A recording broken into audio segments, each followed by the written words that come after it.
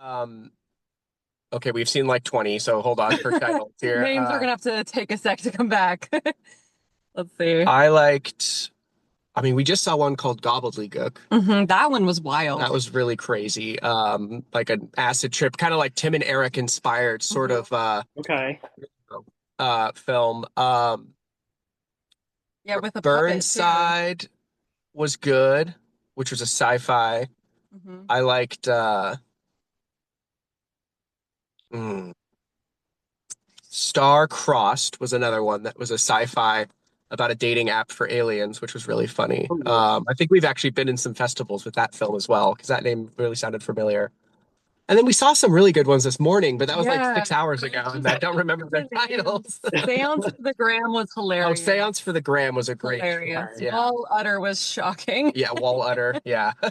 Yeah. This is the Panic Fest lineup has been really, really good. It's been a Yeah. lot of fun to see It's these been movies. great. Yeah. I mean, I've seen a lot of shorts myself, none of which Yeah. you mentioned. So that just means there's like so many good ones. Yeah. Yeah. And we've only been to two of the short film screenings. hmm We Yeah, didn't we even missed one. we only arrived in town yesterday evening, so we didn't even Yeah. get to go yesterday. So Okay. Well, I appreciate you reaching out because in terms of shorts, there's always so many, and I don't even know where to start in terms of picking what I want to see. So I yeah, appreciate Mhm. when filmmakers like reach out to me personally. yeah, we were happy to do it, definitely. Yeah. So I love like one location horror movies hmm because they have to be so character driven. So I'm kind of curious, like what are some of your favorites like growing up, like films that are very character driven? Films that are character driven. Um, I mean, I wouldn't call these one location, but we are writing movies right now that are like really heavily inspired by like the ensemble character driven hmm films. Like Boogie Nights is like a hmm Okay. really huge movie that we're obsessing over right now. These sort of like lived in uh several threads of like plot happening at the same time where the plot really is just following the characters. hmm Okay. Um so it's kind of let us down like, oh, some of the greatest filmmakers of the 90s and possibly ever. So also the Coen brothers. I mean, we Yeah. just watched Arizona Yep, again, that one was great. which is a movie that on its surface is, yes, very plotty, but then also you're like, not that much really happened. Like they kind of just get stressed out about having the baby, and then the baby kind of gets stolen, and then Yeah. that's the movie. Like, so we're really into the uh both an extreme heightened like Coen brothers style character driven films as well as like really kind of self-serious and introspective like PTA like Boogie Nights, hmm Heart Eight and things like that. I think that's kind of Okay. where our heads are at currently. In terms Um, of writing this film, like, was it always this character driven, one location, or like, did that evolve in the process? it was always meant to be really character driven because um, our we I mean, you know, whether or not we succeed at every turn, it's we try to not just make sci-fi that's like a moment. Oh, we did a bit. Like hmm we're like it's intended to be a larger piece. And so we are drawing from like characters who we've written pilots about. Like so there's already a lot of material we were drawing from.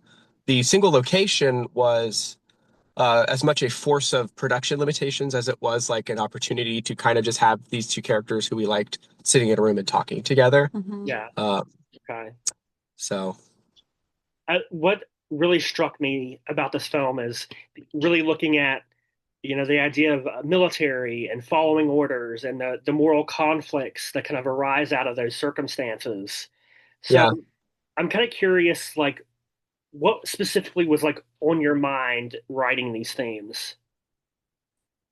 I believe from my personal perspective, the character of Cattle Brock, I tried to pour a lot of like these sort of like shortcomings that I think I fear that I might have in myself and that me just general people do when like really truly put into the situations where the state and society compels hmm you to do for more and more horrendous acts.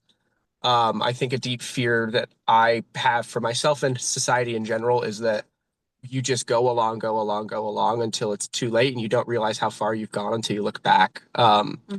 But I think it takes a tremendous amount of vigilance to prevent yourself from falling into that. And I think Cattlebrocht as a character allowed himself, he says it in the film, like, I just got swept up, for Yeah. like 9 years. I just kept trying to survive, trying to make it to the next day, compromising myself in ways I was aware of and unaware of at Hmm. every turn until he turned and become this monster that was unrecognizable to himself and he couldn't live with the shame. Okay. That makes me really think of the desperation in human nature sometimes. Uh, Hmm. like a film like The Long Walk, for example, Absolutely. being backed into a corner and feeling like you have to do this because you're forced to. Um, Hmm. Yeah. yeah. Absolutely. And it, it's not in the short because it wasn't necessary for the short, but it is this particular unit he finds himself in is, a particular, it's like a frontline brute. They fight in the tunnel systems a lot. In like Hmm. the series, it would be like there's all these like underground tunnels that they fight in. And so it's like a really aggressive, like stormtrooper style unit that he's in. And he finds himself in there as a volunteer because of things that occur in his past. So he is driven into these even more aggressive and murderous sort of units by loss, anger, and hatred and feelings of inadequacy that Hmm. like drive him into it, that push him even further toward the edge. And then it's only after he's really lost everything and then really compelled by this really strong character, Malta, Hmm. to who kind of forces him to make the change to become a better person. Ultimately, he'll realize, that's like the best gift that anyone has ever given him because he was happy enough to just give up on himself and move on with his life and try to forget what happened, but she kind of gives him a chance to attempt to make up for the crimes he's Hmm. committed internally and externally. Restore the balance a little bit, Yeah, and good whether and bad. yeah. It's interesting, like your film like provokes a lot of things. It made me think of historically looking at how human beings we've really known nothing but war and these like dire situations. Um, I don't know like what you guys believe, but like in the Bible, there's like a this Cain and Abel. Cain kills his brother over a Mhm. petty jealousy, and if you look at Hmm. that like history, a lot of conflicts arise over petty jealousies between Hmm. leaders, between different cultures. So, like, what are your thoughts on like our history, just as human beings of war? Yeah, I think that the way our world descends into war, the war of the film and the war of the show, is the gradual bureaucratic decay of like states who are oppressing each other. Hmm. It very much like an artificial construct of like super systems that like really can't support each other. I guess like really much, I mean, historically ours mirrors like the kind of World War One, the series of like Yeah, events and alliances and diplomatic agreements that sort of cascaded that led to that. Like people called it like an unavoidable situation, and maybe on paper it was, but at no time was it ever unavoidable. People could have stopped it; they just chose not to because of they felt the weight of history and the weight of their state systems like pressing down on them, and they just kept following along. Um, but we sort of take that perspective and then mix it with like what we're kind of like Alsace system is like the Soviet state where they had a bunch of satellite states underneath them. yeah, And so you had like a large government that had like a lot of influence over a lot of like smaller countries in that period. And so we're kind of kit bashing those two eras together. Hmm. And on the macro level, I mean, it's hard to make an argument that war is unavoidable in human history because there are very few periods of time where there was no form of organized conflict, and there Yeah. certainly are, but like it's always happening to Hmm. some extent. And I don't think that's a bad thing on a moral sense. It's just the way that humans are. It's a terrible crime that it occurs, but if you were an alien watching humans from space, you would be like, this is the thing they do. I don't know. I It looks like it at least. Yeah, I don't know. It's like hard to call it like, oh, it's just morally neutral. I'm not saying that, but it is just it is like I believe you said this already. It's just what we do, and I think we are now in a spot where we do it worse and harder and badder in special ways, It's very special ways. So sorry Right. for that long-winded roundabout answer, but Oh, that's great. That's great. Well, speaking of aliens, it's crazy that like we're talking about aliens as a very real thing. It's just wild to me that there's like been this like cover up of like aliens for so long, and now we're just like openly talking about the fact that there are aliens out there. And like, yeah, I do mean, you guys believe in aliens? I, I, I, I believe that statistically it's impossible that there is not Yeah. extraterrestrial life There's in the gotta be. universe. I think, Yeah. and I like that idea. I become a little more skeptical when we get into like alien visitations on Earth. Just because of the like, to me, what I've read, like the timeline really links up with like, oh, like post World War II, like secret military sites, like hidden military testing in the desert that people started to see weird things they'd never seen before. It's all very centralized in the US during the 50s, 60s, 70s, and then that kind of breeds more sightings. So there's like a that element I'm a little more suspect of, but at the same time, you can go all throughout human history, and there are like these sightings of like things I that was gonna say where he's from, there have been some weird things. yeah, it's true. It's so I Like, grew up in the rural part of eastern Colorado, and I have personally witnessed cow mutilations. Um, that have occurred like in the farming area where I grew up, where we went out because we got a call from our neighbor and he was like, hey, my cows are dead. You got to come check this out. And it was in the middle of winter. And so we went up there and sure enough, there were like three cows laid up on this hill and it was snowy. It had snowed the night before. And all around these three cows' bodies, there were no footprints. The snow was completely unmolested in any way, and there was no blood.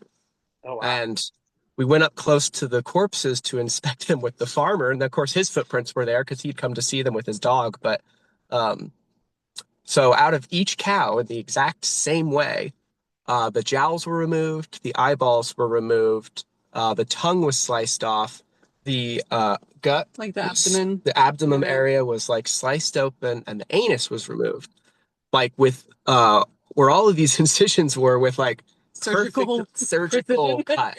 Wow. Um, so I saw that, and then that occurred in the area, like I think three times again within like a couple of weeks to other farmers within like a 50-mile radius of where we live. Hmm. So we were like, this is wild. We've never seen anything like this before. So we started doing a little bit of research, and it's a small town, so there's not a great historical record, but we did find a article in the newspaper that dated back to sometime in the middle 70s about cow mutilations that were happening in Elbert County.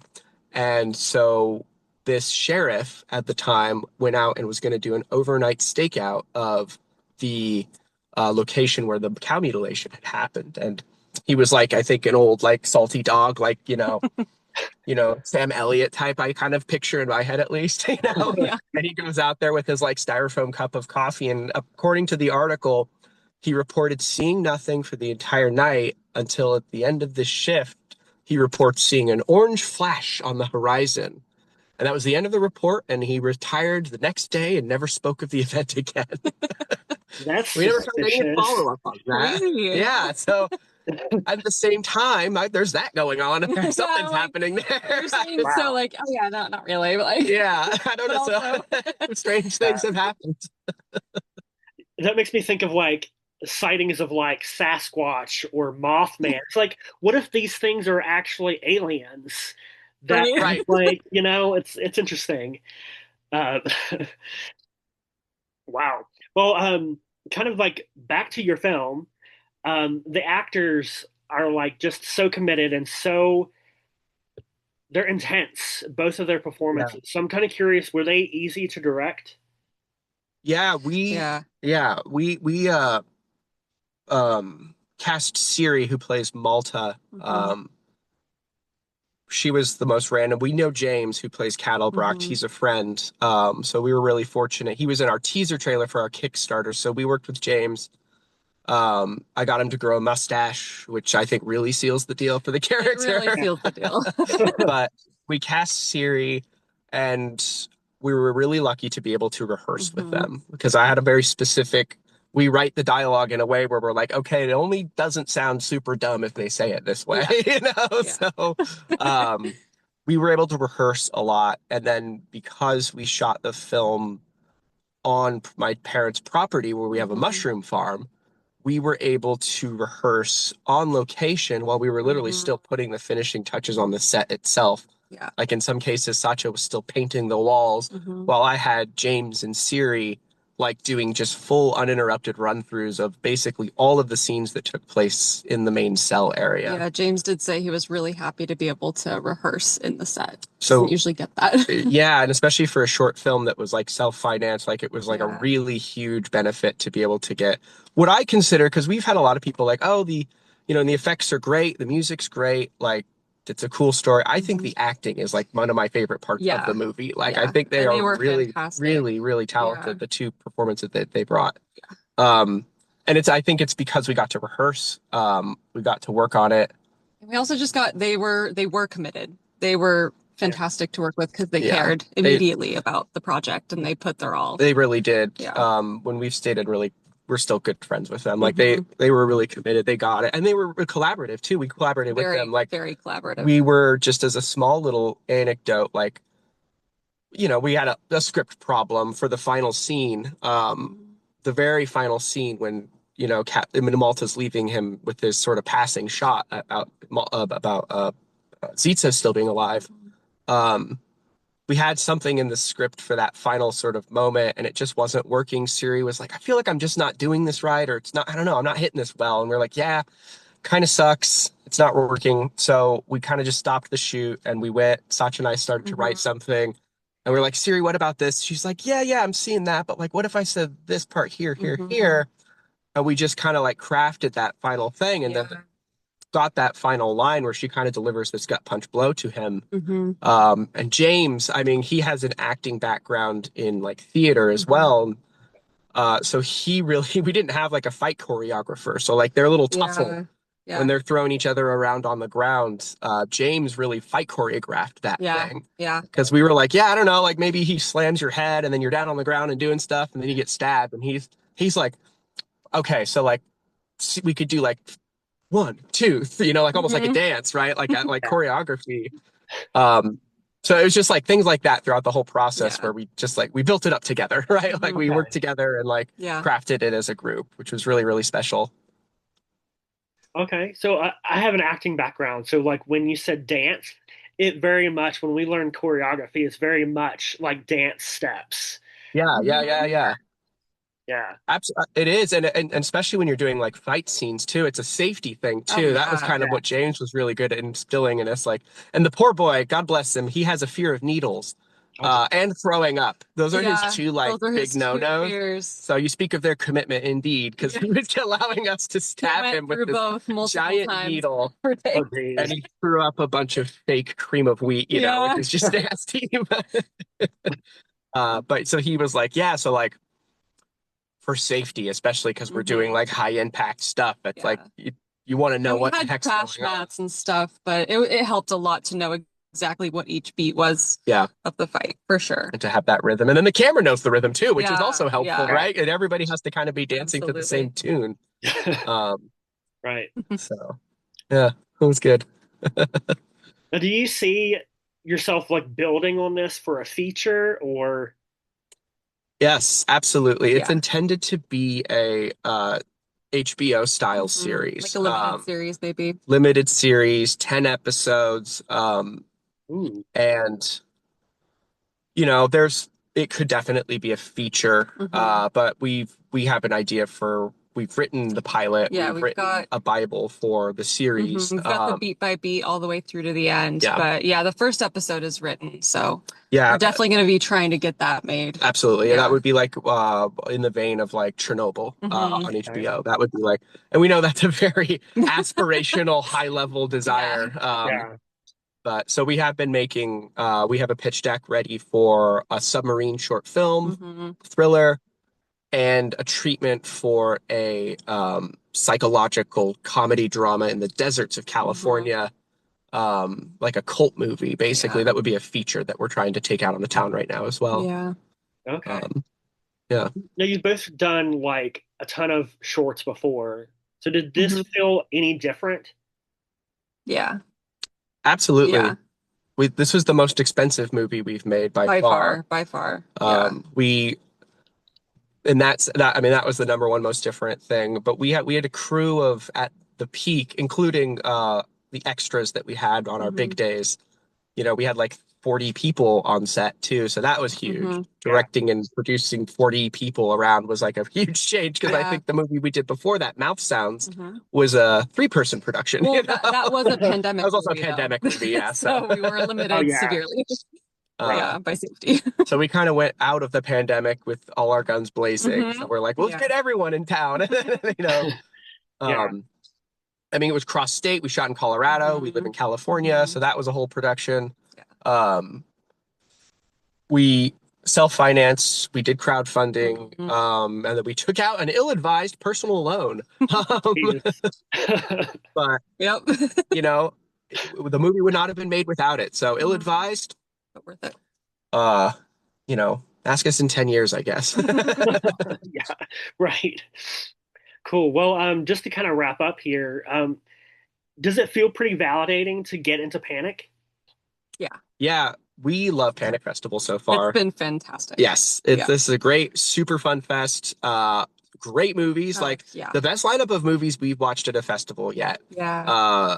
We've loved every second of it. We're like, this is a festival where we feel lucky to be in it, Mhm. which is a really good feeling. To It's be a kind of great like, feeling to be like the low tier of like this amazing festival, like yeah, we've being been jealous of all these successful. movies. Yeah, It's we've so been we've cool. done well at other festivals, and we're kind of like, all right, sweet, we're doing well. But like here, I'm like, boy, I'm lucky they let us in here. You know? Yeah. You know? It's honestly such a great feeling, and it's Yeah. also just so fun to attend and like enjoy every single film we're watching. Yeah, we've The talked to a best. lot of cool filmmakers already. We've missed a screening because we were talking to someone Yeah, for too long, actually. Nice. So, Well, at least yeah. you were doing something like worthwhile. Yeah, absolutely. Definitely. So how many more days will you be there? We'll be here tomorrow and a little bit on Monday. Tomorrow is the day we screen. So we screen tomorrow at 1 o'clock in the short film block number 4. Mhm. And we're going to catch a feature at 3. The Landlord, I believe it is, I think from so. our buddy Remington. Yeah, the landlord. Yeah. And we're going to watch movies and we're going to go to the party on Mhm. Sunday. Monday, we have to fly back to California, though, get back to work, do all of that stuff. Do you have any nerves heading into tomorrow's screening? Oh yeah, every time. Every time. For sure.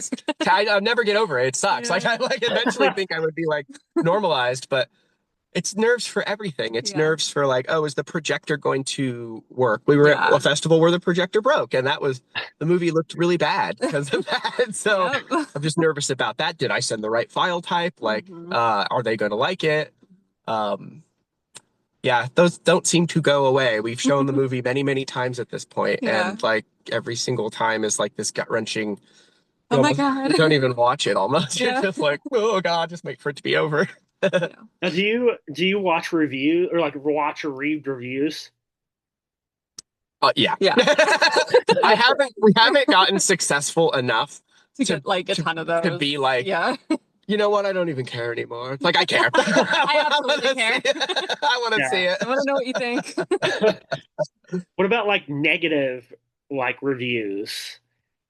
You know, I don't know if it's just our like we haven't fully become noticeable enough yet, but we haven't gotten like any super public negative reviews. But if you Yeah. have any, please send them Yeah, over. I still kind of want to see them. It's still attention. Yeah. Like,